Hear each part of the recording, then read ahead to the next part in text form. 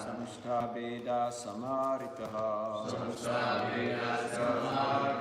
dharmasya hi animitasya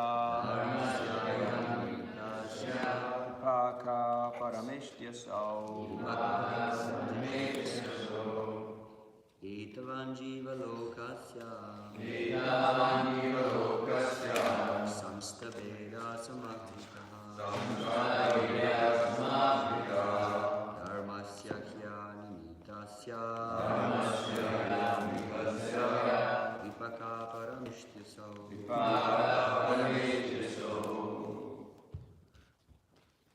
etavam jiva lokasya samsthaveda samahritaha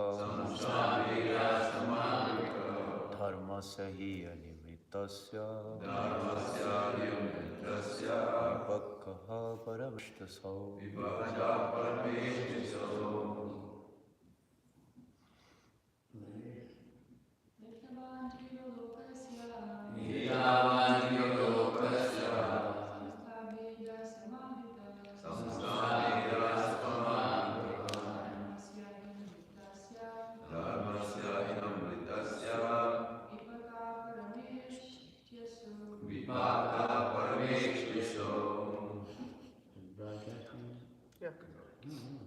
Yeah. It's on your YouTube though. No, it's not on your YouTube, no Facebook. Yeah. So that they can hear indication. Yes. I heard many Prabhupada classes on indication. It was very clear indication. It was very clear class. And we didn't fall asleep.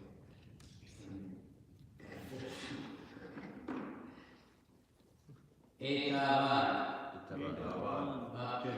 up to this Jiva Lokasya of the inhabitants of planets inhabited by living entities. Of the planets inhabited by living entities. Samstabeda. Different situations of habitation. Samadhita. Perform. Completely.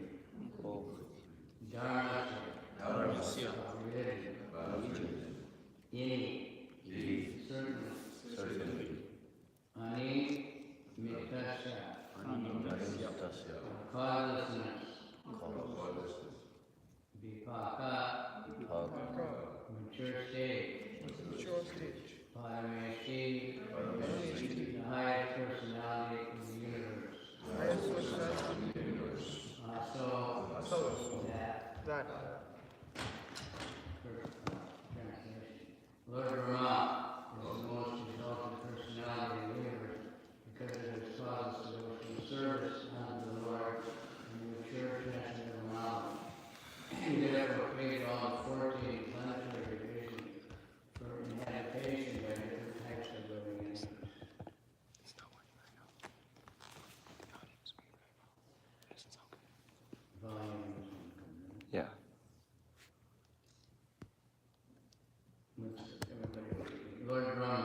Lord Brahma is the most exalted personality in the universe. Because it has caused us devotional service unto the Lord in mature transcendental knowledge. He therefore created all the 14 planetary systems for inhabitation by different types of living entities. The Supreme Lord is the reservoir of all the qualities of the living entities. The conditioned soul in the mature world effect only part of these qualities, reflect only part of these qualities, therefore they are sometimes called pratibimbas. These pratibimbas entities, as parts and parcels of the Supreme Lord, have inherited different proportions of the different qualities. And in terms of their inheritance of these qualities, they appear as different species of life and are accommodated in different planets according to the plan of Brahma. Brahma is the creator of the three worlds, namely the lower planets called the Ataloka, the middle planets called the Bhurlokas, and the upper planets called the Swarlokas. Still higher planets such as Maharloka, Tapoloka, Satyaloka, and Brahmaloka do not dissolve in the devastating water. This is because of the causeless devotional service rendered to the Lord by their inhabitants, whose existence continues up to the end of the Dviparagya time, when they are then delivered from the chain of birth and death into the world.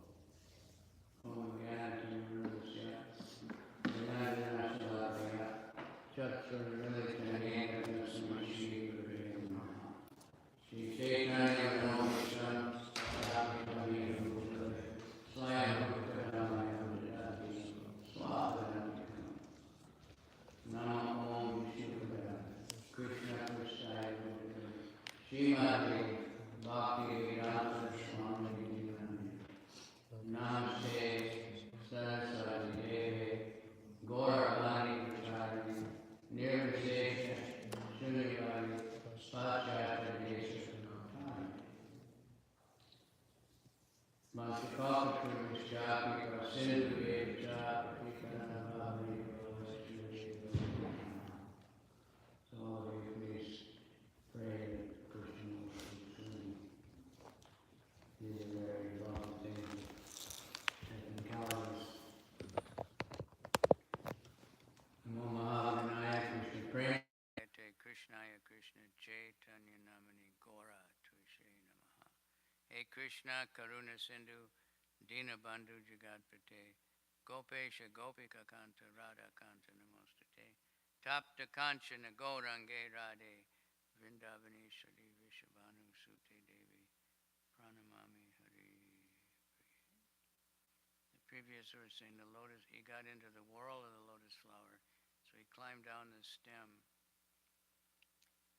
and then he got in, and then it was expanding, and all the planets were in there, and then they come out. Whether they're in there, I think, in some kind of seed form, and then it all grows, and Brahma organizes everything. So he must have some kind of plan, but he doesn't really know. He didn't know ahead of time exactly what he was going to do. He didn't know where he was. He didn't know anything. But Krishna is just guiding him, like any really surrendered soul will be guided by the Lord. Prabhupada wrote something like that.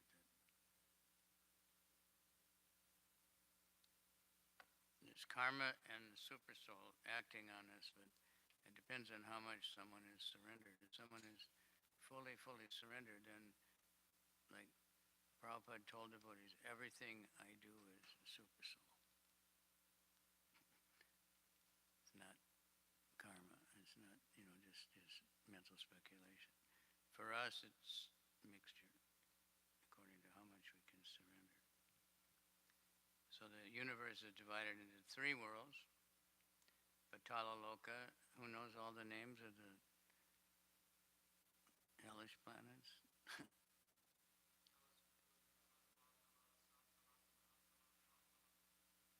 All right. Huh? And then the middle planets, is a list of them? Anyway, there's a confusion about that. That's the Burloka or the Bhumandala. So some are thinking it's a flat, just one solid flat thing. But it's just there's a lot of planets, but they're in a certain plane. And this planet we're on is one of them. I haven't seen a list of all the names of these planets. And then there's a Swargaloka, which is all the heavenly planets, the moon and Mars and all the sun and all those planets that we can see. And there must be others. But the main ones is Indraloka, and then, Chandraloka and Surya, the main demigods, but then there's so many demigods that are ruling all kinds of smaller aspects. And the demigods are providing everything, but whatever they get, they have to get from Krishna. People worship just demigods alone and think the demigods are giving them everything, but they can only give what Krishna gives them. So proper worship of the demigods is, first one worships Vishnu and then offers the prasad of Vishnu to the demigod. And that's the proper way to worship the demigod. And then the demigod can provide. But they're providing anyway, somehow or other, and people are not paying back. Just like this temple, the previous management, they didn't pay electric bills and different bills, and so there's a big debt. There was. But somehow the electric company, usually they turn it off, but somehow they didn't turn it off.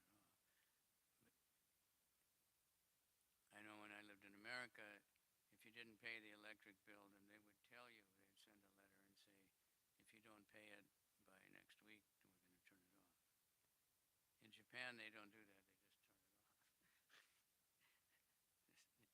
All of a sudden, it's off. They don't give you a warning that, excuse me, but you didn't pay. So nowadays, people like to set up automatic payments. But then they're careless about how much they use these. So similarly, we are getting the electric and the water and everything is ultimately coming from the demigod. Because people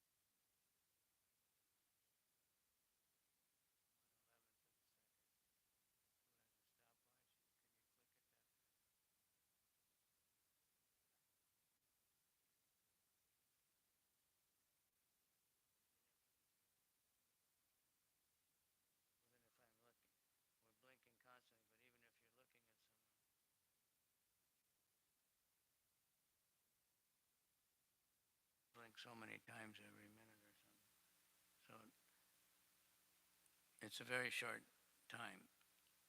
But even that much association with the devotee, so therefore uh, Ram Roy has understood that, so he's out there every day for years and years, giving people association of the devotees in the holy name.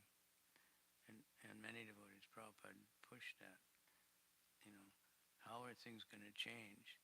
We were just reading, just before I came down, at Prickett and how he dealt with Kali.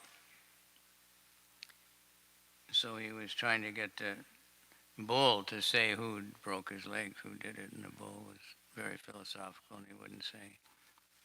He just started mentioning all the different kinds of philosophy, and they blame this and they blame that, but he didn't want to blame anybody.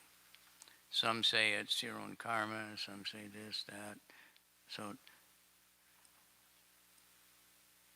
but then Prickett was going to kill Kali, but Kali begged, don't kill me.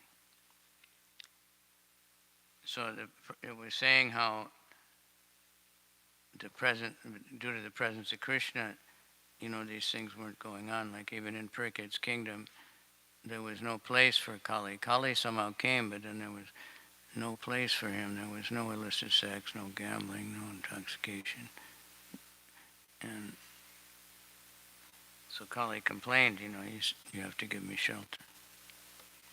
He's a big bully, he's beating up a cow, which is not so hard to do if you have a club, and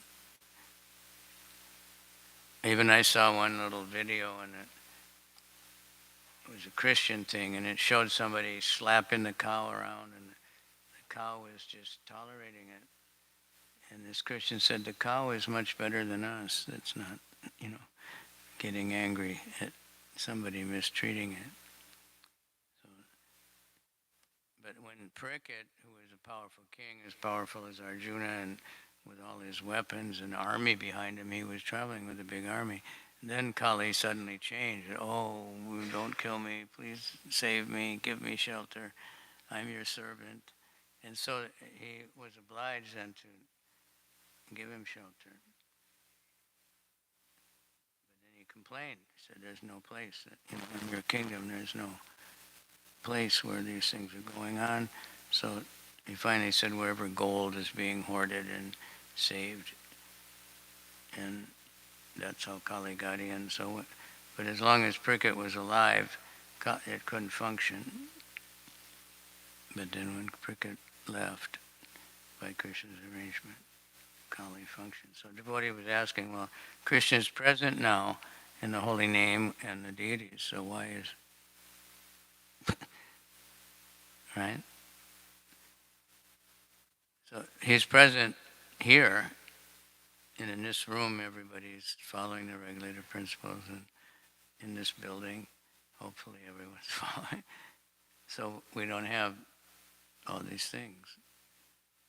But we have not spread, like Prabhupada said, we haven't preached enough.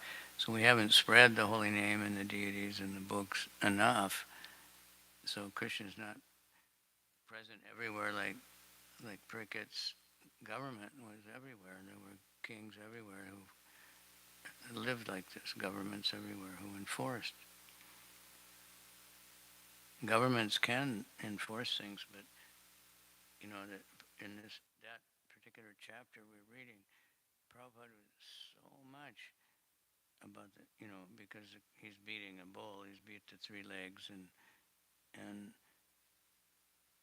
even in the Bhavishya Purana, there's a prediction that people will be killing cows, and the sages couldn't believe it. They never could imagine such a thing. So at that time, this killing cows, there's such a thing as a gometa. If there's a famine and all the humans are starving, the king can sanction a gometa yagyas, and they can actually feed. But when there's no emergency, you can't do those things. Now there's no emergency. So Prabhupada is stressing that killing animals is the same as killing people, which is both the governments are sanctioning opening more and more slaughterhouses, and automating the slaughterhouses. I heard there's one slaughterhouse where only robots do everything. So they're so efficient, and therefore we have all these terrible simple reactions going on the earth. They've also made abortions very efficient.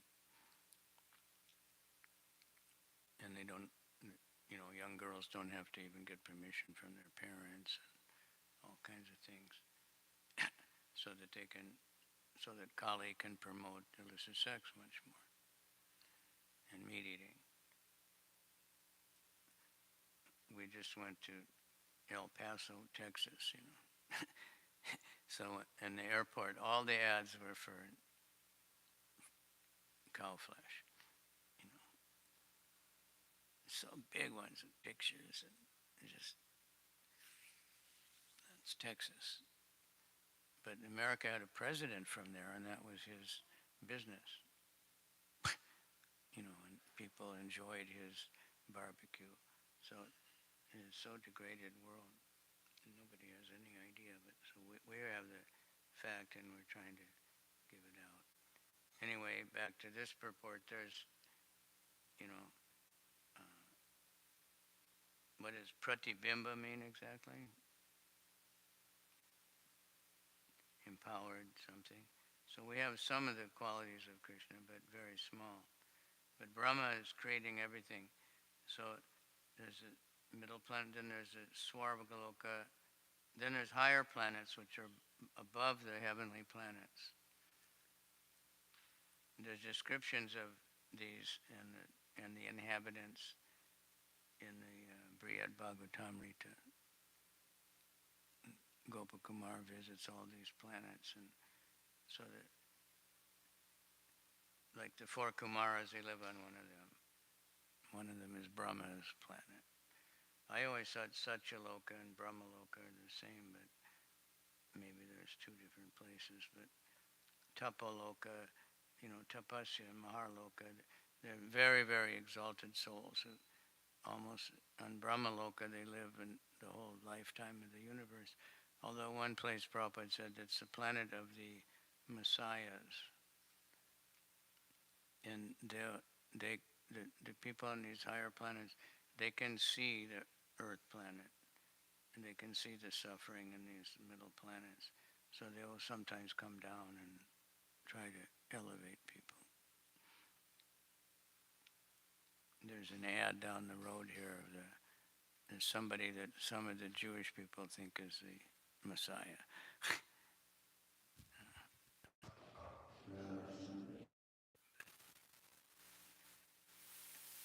So they're above all. When there's a devastation and when Brahma takes rest and everything floods, it doesn't affect those planets.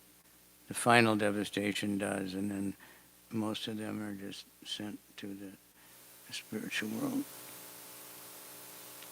They live up to the end of the Dviparada. The Parada is the lifetime of Brahma is in 2 Paradas. In the Vedic timekeeping, we go down to even much smaller than lavas and matras, and much smaller sections of time, and then much bigger ones, much bigger numbers than anybody else has ever calculated. They knew all these things. So we are in the Brahma Sampradaya, and Brahma was very compassionate. I reread those prayers yesterday, and from chapter 9, where he's feeling so much compassion and how much everybody's suffering in the material world with their short lives, and the final thing he says in their burning sex desire, which common people think is a special pleasure, but the devotees think it's suffering, sex desire, because it's driving people crazy. It can never be satisfied. So all these things come about, the greed, and modern advertising is meant to promote greed. One of the big economists in history, he said, we know greed is bad, But in order to build up the economy, we need to promote greed. We need to increase greed. Otherwise, this economic development is not going to progress properly. So when you have a culture, so-called culture, that's based only on economic development, we have a lot of trouble. And a lot of cheating.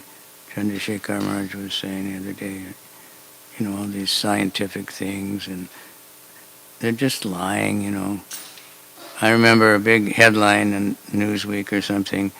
They showed a test tube with a baby inside the test tube, an embryo or something, but it was obviously developed. We created life in the test tube, But they didn't do that.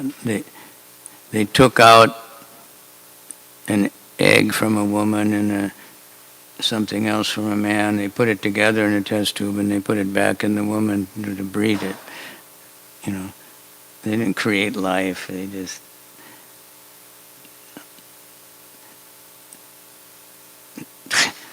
But the headline says they do. Most people don't read beyond the headlines, so they just put whatever they want to be said in the headline. If you read the article, it's different. It's not what they say. It's sort of. So the politicians are corrupt. The kings are not qualified. It's Kali Yuga. And I try to keep this in mind, but,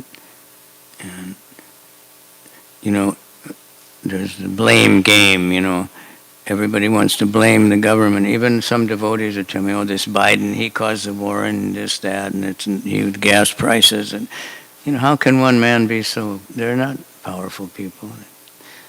Apparently, I can't even stay awake. It's ultimately Durga and Kali. They're doing everything. So we don't need to, join political parties and join revolutions against this and that, because we had the topmost revolution is the Sankirtan movement, and trying to drive back the Kali, keep Kali out. Kali stays away where there's kirtan, where there's the holy name being chanted, where there's Śrīmad-Bhāgavatam being discussed, where there's,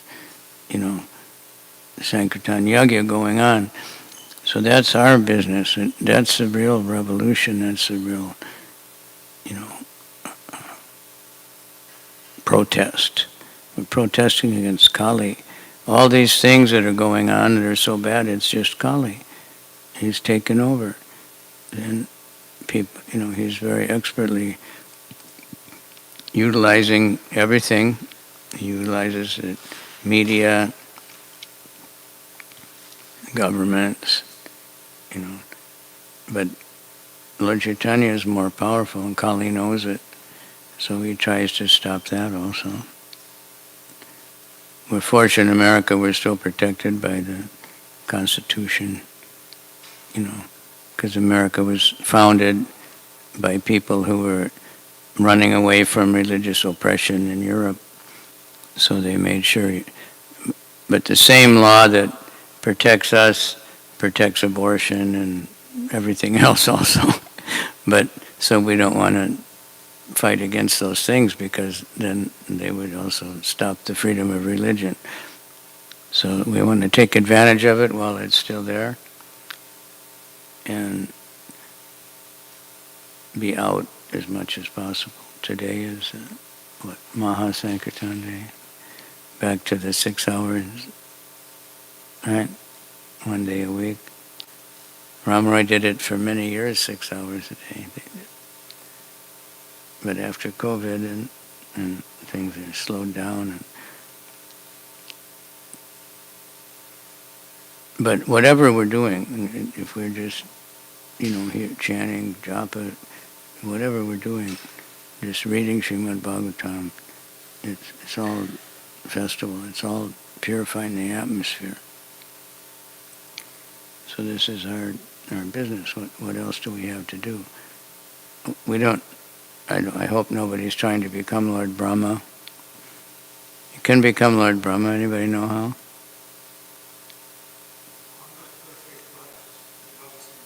brahmachari life. Without sin, yeah. I read it one time, said brahmachari, perfect brahmachari for 100 lives. So sometimes there's no one qualified, and then Krishna himself becomes Lord Brahma.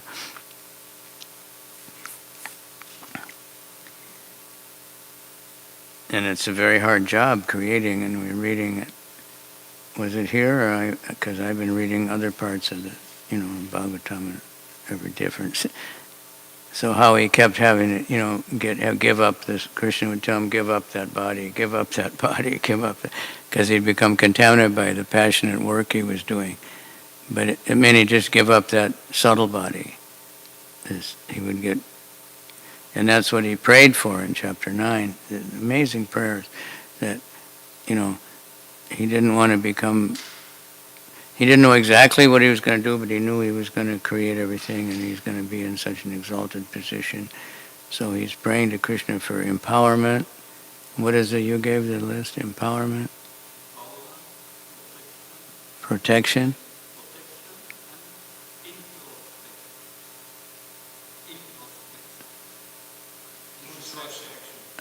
Introspection.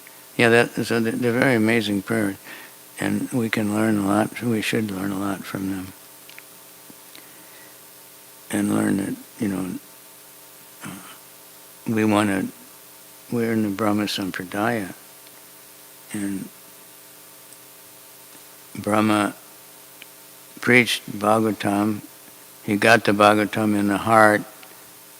Tene Brahma Hridaya Adikavayi Miyanti Yat Surayaha. 4 verses only.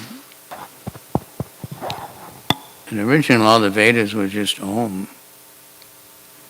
Then it spread. So then he taught to Narada, and we have those in the second canto, what he taught Narada, at least a good part of it. It was much more. Then he told Narada, you travel around and teach everybody. So Narada did that. And then Krishna incarnated as Vasudev, but even as an incarnation, he took instruction from Narada and gave us the Śrīmad-Bhāgavatam, which is the essence of all the Vedas. And the Bhagavad Gita is the essence of all the Vedas. And that's what's important. I see we have that little book. We have one copy of that one, Essence. What did Janananda Maharaj gave us that one, right? Essence, we have a few copies. Yeah. I think he gave it when he was here, because they printed that in London. So devotees designed it according to what people are asking for. But it's the essence, just like we have essential oil. So they take, 1,000 roses and they get out one little bottle of essential oil, which has the concentrated smell of 1,000 roses. Somebody gave me a bottle of cayenne pepper essential oil one time. One drop would make a whole pot of rice hot. But it was very powerful. You could, if you mix it with honey and swallow it quickly, then be careful, don't touch it anywhere.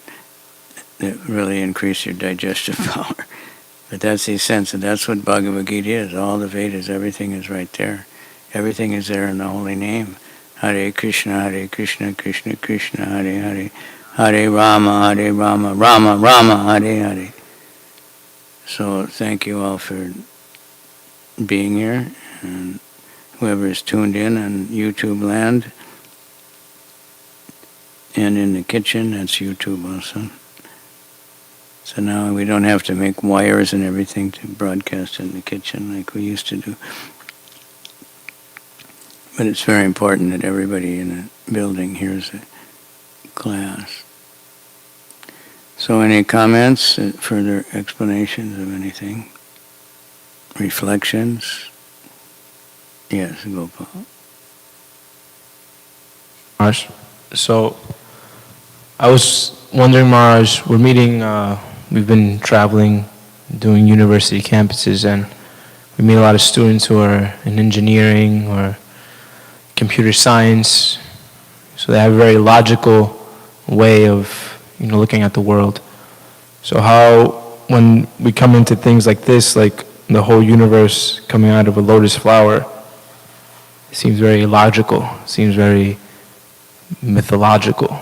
How do we present these points in such a way, or explain it in such a way where we can make it understandable to them? Bhajan Prabhu made a little, what do they call it, PowerPoint about that. I have it somewhere, I think. But, well, probably better not to try to explain it, right, Navina? You ever try it?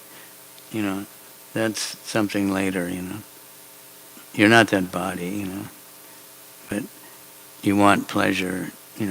I'm sorry, I'm really out of it, but out of the loop because of other things on my mind. But anyway, the way they explain it is more, if you really look at the way that they explain it, it's much harder to accept with all these dark holes and quarks and synchronicities, and they made up all these words, And they're spreading that very, expertly. They use the movies like Star Trek and Star Wars to mention all these things, and they teach it in the schools, and evolution. All these things just scientifically don't make any sense if anybody really starts to think about it. But we don't normally try to explain that, I think. I was talking to one guy once, and they're crazy. In Cambridge University, one guy just kept saying, "Have you read all Dawkins' books? Have you read this? Have you read Dawkins? Dawkins. So Dawkins is the most famous atheist at the moment. He's not the most intelligent or but he's the most famous. He's a very charming. So the bookshop at the Cambridge University, they had a display in the hallway at the top of the steps, Dawkins books. So he's saying there's no God, and the idea of God is completely the whole problem of the world. And it said, read the divine Dawkins. So he's divine, but there's no God, So what they explain, like one of the latest ones, which practically no science accept, but that's what that Stephen Hawkins or whatever his name, he said that there's nothing, there's some nothingness, right? But gravity pulled something out from the nothing and created multi-universes, multiverses that all have different laws of nature, and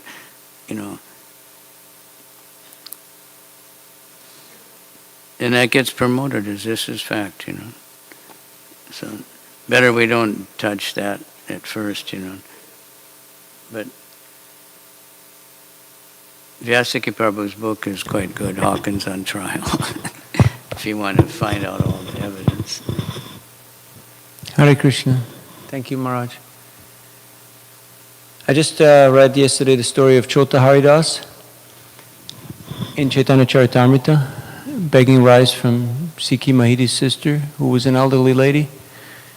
And he was doing so under instruction. So some devotee told him to go and do that as a service, to bring that rice.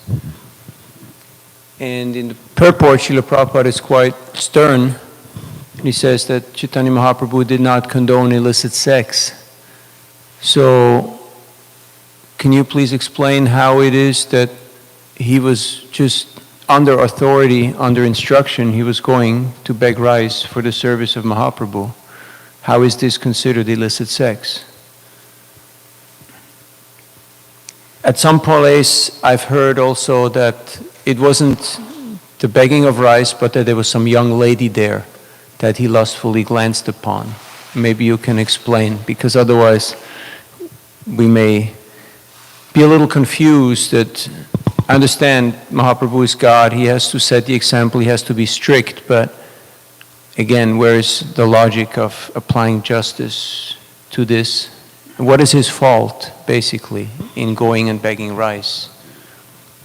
It wasn't the begging rice that was at fault, like you said. He looked lustfully at the young woman. But that's not in the CC. Where is that quote found? I don't know, but I've heard it also. Oh, you also have heard it, Yeah. okay. So Lord Chaitanya knew, and then also Lord Chaitanya was just knowing that, I guess, many in the dress of sannyasis were misusing their position, so he wanted to make a very stern warning.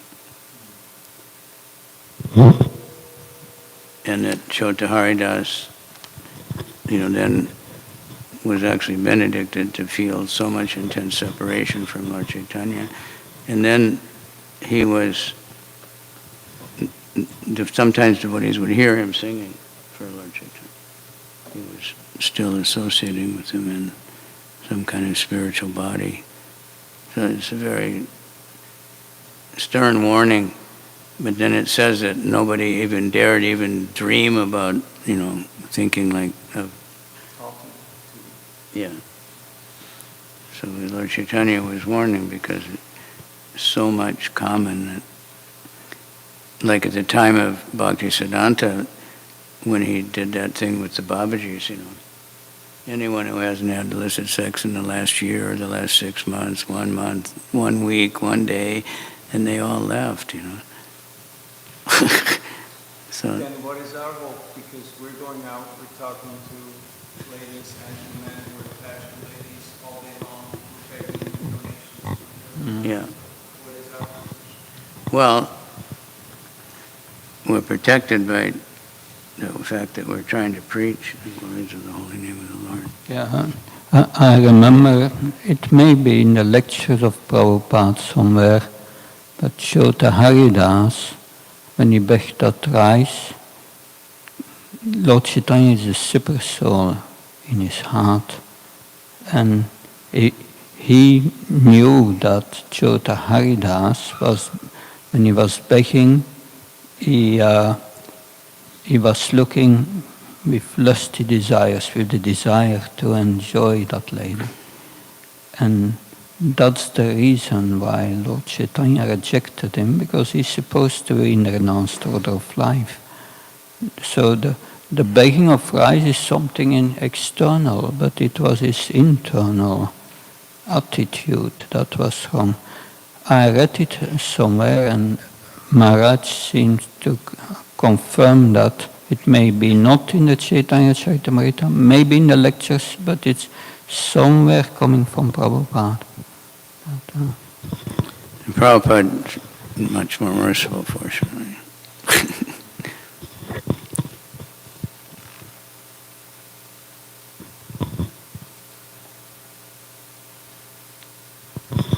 Thank you, Maharaj, for the very nice class. I just had a small reflection. I haven't been in New York for about a year now. And coming here, yesterday I was just walking through Washington Square Park. We were looking for Harinam, and it was just crazy. I had no idea how people can live like that without, and I'm just referring to what you said, where there is kirtan, there is no Maya, there is no Kali.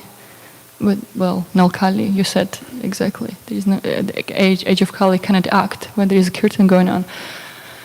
And I just remember very vividly when COVID just started, all Harinam party left the city.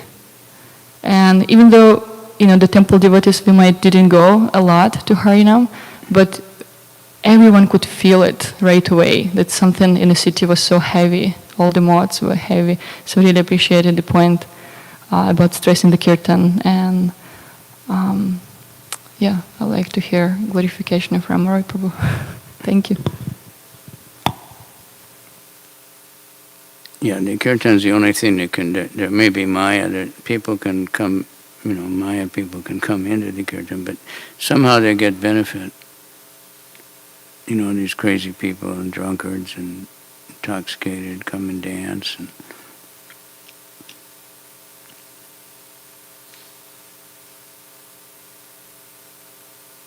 But if we're protected by the sadhana and everything, so in Kali Yuga, Lord Chaitanya was treating Haridas like not Kali Yuga exactly. Kali Yuga, you don't get a karmic reaction unless you actually do the sinful activity. Just thinking of it, you don't get a karmic. But not that you should just go on thinking of sinful activities, because then you will do them. That's naturally what will happen. But in Kali Yuga, if we just think of a pious activity, even if you don't manage to do it, you still get some benefit. In previous ages, it wasn't like that. So the Kali Yuga is a special, merciful age. But still, we have to be very careful.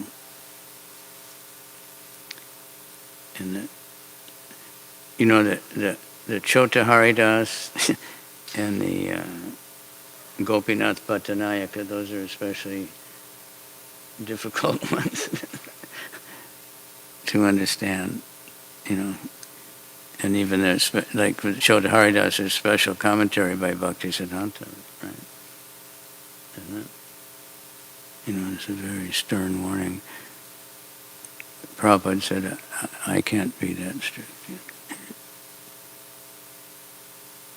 But we have to be careful if we cultivate those things. So that's special to make a warning. Like Jad Bharat, Bhagavatam explains, he didn't really fall down. It's to show a lesson, how you have to be really careful. Or when Lord Shiva, he wasn't just lusty chasing a woman, he was chasing Vishnu. Mohini Murti he wasn't he was actually, he knew, he was asking, show me this form, he knew it was the Lord. But then he ran through the ashrams of the rishis and everything to show, who, could see that even if they're all worshiping Shiva, even if he can become, chasing after a woman, then you have to be especially careful. Okay, anyone else? Exactly on time. Yes, sir. Yes, sir. I have a lot of books packed up today, so I hope they all go out. Hare Krishna, thank you for your class. I was just wondering, in regards to book distribution, I've noticed sometimes, I know Vaisheshika Prabhu, he always emphasizes that we should leave people with good impressions. And sometimes I see devotees really sometimes devotees are not trained up in book distribution properly, and they pressurize people and members of the public for donations very heavily, or they kind of they're kind of heavy on people. And sometimes people do take a book, but they leave walking away a bit frustrated. Do they still, these people, because they have that bad impression of devotees, do they still get, does that count? Do they still get spiritual benefit, or does that apparat in their mind towards devotees, that bad impression, does that counteract the benefit? Does that make sense, the question? Navina? I don't know if I'm phrasing it properly. Can answer that? Yes and no. For example, if someone takes a book, but they felt pressured into it, but they take it anyway, but then they walk away feeling, those bloody Hare Krishnas, and then, because that happens a lot. I meet people a lot of the time, and I feel intuitively, or sometimes I feel they've had bad impressions of devotees in the past from book distributors. Do they, that's basically my question. Do they still get benefit? Well, they get benefit, but they may also be disturbed. So Yeah, I mean, the devotee still gets benefit for trying, but we should try to train them up. Like I know in Germany, right, they don't let devotees go out until they go to the class. You know, they have some training, get authorized. So we should learn, you know, that's, like you said, Vaisheshika, leave them with a good impression. But usually, if people take the book, you know, it's pretty hard to force people to take a book and blow them out.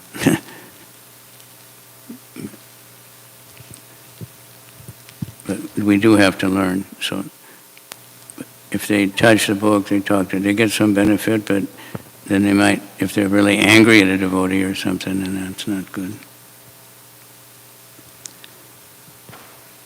I've met people that say, okay, I'll take the book. You're the first devotee that's nice. You know, I've met so many Hare Krishna. And, oh yes, of course, yes, I'm so, but actually they were, all the devotees that they refused, you know, they were getting purified. And finally they made a devotee that they're already purified enough to say, okay, I'll take it this time. So, but, you know, and it's, you're right, we have to learn to be very friendly with everybody.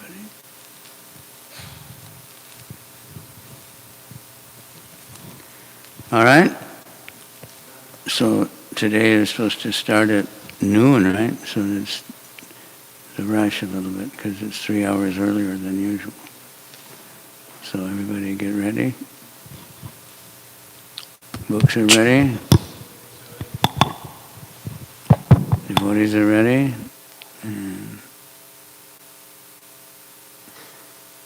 everybody learn from Navina. I always, when I see Navina Narayana, so many people will stop, but they always start smiling and become very happy. I don't know exactly how he does it,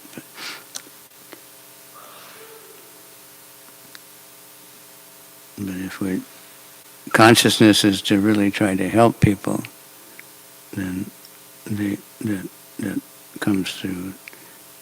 If we're thinking, I want to get a big donation or something, it doesn't work.